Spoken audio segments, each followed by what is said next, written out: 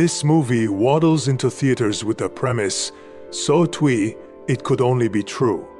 A British teacher in 1976 Argentina adopts a penguin and learns life lessons amid a military coup. Steve Coogan stars as Tom Michel, a sardonic expat at a posh Buenos Aires school, rescuing a bedraggled bird he dubs Juan Salvador and turning it into a mascot for his privileged students. Directed by Peter Cattaneo and scripted by Jeff Pope, this adaptation of Michel's memoir aims for heartwarming uplift but drowns in syrupy cliches and tonal whiplash. Glossing over a brutal historical backdrop with a penguin-shaped band-aid. It's a well-meaning misstep that's too cute for its own good and too shallow to matter.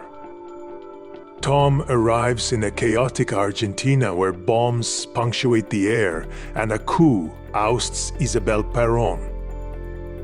He's a fish out of water at St. George's College, dodging politics per the headmaster's orders, while facing bratty boys and a tragic past he barely unpacks. Enter the penguin, plucked from an oil slick on a Uruguayan beach, who follows Tom home and into school life. The film milks this odd couple bond for all it's worth.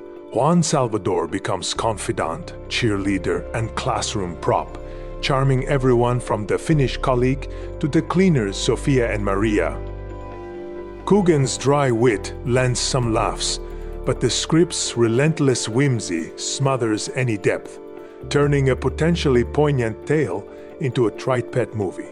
The real sin is how it handles the dirty war. Sofia's disappearance by the regime, a nod to the 30,000 disappeared, is a plot device to nudge Tom's conscience, not a tragedy worth exploring.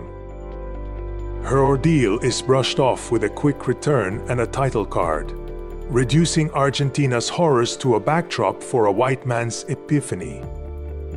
Cattaneo, who balanced comedy and grit in the full Monty, fumbles here. The penguin antics clash jarringly with fleeting stabs at pathos, like Tom's night in jail or his vague backstory reveal. The movie's saccharine score grounds every scene in forced sentiment, amplifying the film's identity crisis.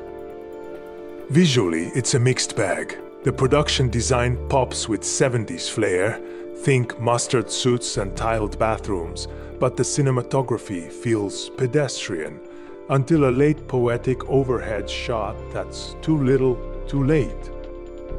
The penguin steals scenes with its waddling charm, but its constant mugging, complete with reaction shots, wears thin fast. Coogan shines in lighter moments, especially sparring with Gustafsson, yet he can't reach the emotional heights the story demands. Supporting characters, especially the underwritten women, exist only to prop up Tom's journey, leaving the ensemble flat. At nearly 2 hours, this movie overstays its welcome, piling on contrived uplift, like students reciting poetry, and Tom standing up to a bully while sidestepping anything raw or real. It's not the bold Latin American drama it could have been, nor a clever comedy. It's a feel-good trifle that buries its setting's weight under penguin poop gags and platitudes. It's not worth to spend time to watch this. We do not recommend this movie at all.